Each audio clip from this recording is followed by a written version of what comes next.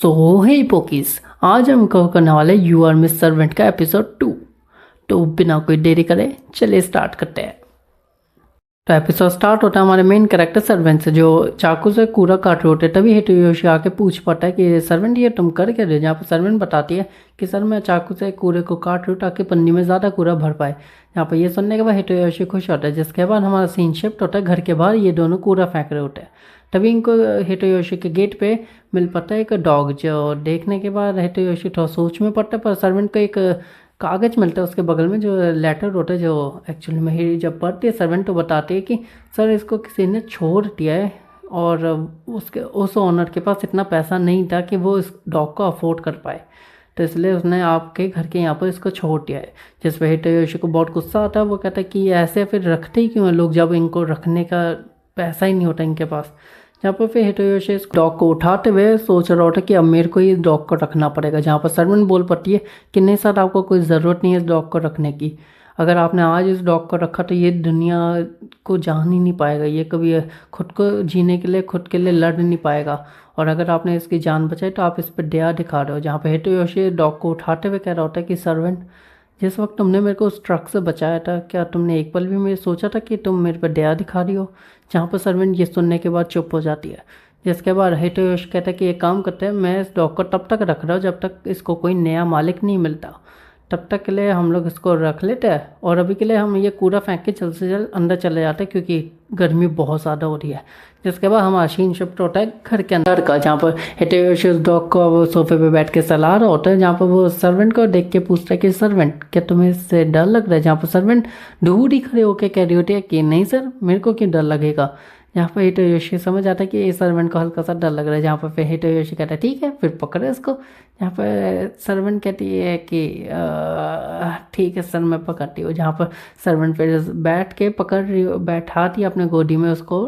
तभी सर्वेंट थोड़ा सा डरने लग जाती है, पर हिटोयोशी कहता है कि तुम डर तो नहीं रही। जहाँ पर सर्वेंट उसके सिर पे हाथ रखते रखते कह रही होती है नहीं सर मैं उससे डर नहीं रही, ये थोड़ा सा ठीक है।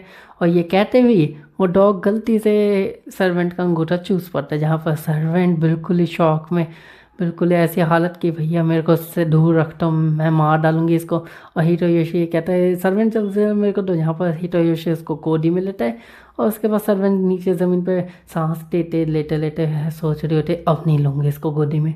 यहाँ पे ये होने के बाद ही सीन शिफ्ट मिलता है हमें पेट शॉप का, जहाँ पे ये दोनों ही पेट अपने नए डॉग के लिए सामान लेने आए होते हैं। जहाँ पर सर्वेंट ही एक्चुअली में सारा सामान ले रही होती है, मतलब खुद डरती भी है पर लेने भी सामान खुद ही है। यहाँ पर हिटोयोशी उसको देखते हुए खुश हो रहा होता है। ये लोग सामान लेने के बाद ये लोग घर जा रहे होते हैं। जहाँ पर जाते जाते इनको एक पुल के सीन पे सर्वेंट बोल पड़ती है कि हिटोयोशी सर आप ऐसा क्यों हो। जहाँ पर हिटोयोशी कहता है कि कैसा सर्वेंट। जहाँ पर सर्वेंट बोलते हैं कि सर जब से मैं आपसे मिली हूँ तब से लेकर अब तक आपने मेरी 1000 गलतियों को माफ़ करा है। जहाँ पर हिटोयोशी कहता है कि ये तो नॉर्मल सी बात है सर्वेंट। जहाँ पर सर्वेंट बोलते हैं कि ये नॉर्मल सी बात नहीं है सर, मैं जिस दुनिया से आई हूँ उस दुनिया में हमारे मालिक एज या जेंडर नहीं देखते थे, वो हमेशा देखते थे परफेक्शन। अगर एक गलती हो तो अगले दिन की सुबह तक नहीं देखने मिलती थी। जिसके बाद सर्वेंट बोलते कि काश मैं सर इस डॉग की तरह आपसे मिल पाती, तो मुझे भी पता होता कि इस दुनिया में कितना प्यार छुपा है। यहाँ पर हिटोयोशी बोल पड़ता है कि सर्वेंट तुम बस चाहती हो कि तुम एक नॉर्मल ज़िंदगी जियो, तो अब से मैं तुम्हारा मालिक हो तो तुम अब से क्यों नहीं ट्राई करती। जहाँ पर सर्वेंट फिर नीचे झुकते हुए सोच रहे होते कि ये मैंने क्यों नहीं सोची ये चीज़ें।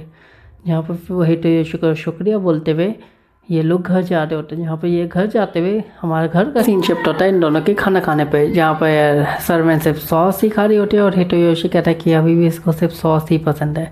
जिसके बाद हिटोयोशी देखता है कि उसकी प्लेट खाली हो चुकी है। जहाँ पर हिटोयोशी सर्वेंट से पूछ रहा है कि सर्वेंट में और खाना खाना है क्योंकि अभी खाना बचा हुआ है। तो सर्वेंट कहते हैं कि नहीं सर मेरे को और खाना नहीं खाना, पर उसके हाथ में प्लेट देख के हिटोयोशी समझ आता है कि उसको और खाना खाना है। तो हिटोयोशी कहता है कि तुम यहाँ बैठो, मैं उस खाने को अभी गर्म करके लाता हूँ। जहाँ पर हिटोयोशी गया खाना गर्म कर रहा होता है और सर्वेंट उससे पूछ पड़ती है कि सर क्या आप मुझे अब एक नाम दे सकते हैं। जहाँ पर हिटोयोशी ये सुनने के बाद कहता है कि नाम।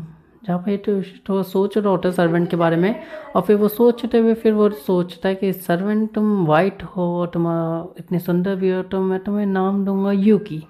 यहाँ पर सर्वेंट कहते हैं कि सर यूकी ही क्यों। यहाँ पर हिटोयोशी बताता है कि यूकी एक स्नो का नाम है और तुम स्नो जैसी क्यूट और वाइट सी हो, तो मैं तुम्हें यही नाम देना सजेस्ट करता हूँ। जहाँ पे सर्वेंट थोड़ा सोचने के बाद कहती कि आज से मेरी एक नॉर्मल लाइफ शुरू है यूकी नाम से। और फिर ये सुनने के बाद सर्वेंट कहते कि सर शुक्रिया कि आपने मेरे को इतना खूबसूरत नाम दिया है यूकी। और यहीं से हमारा एपिसोड 2 ख़त्म होता है। Thank you for the watching. Sayonara.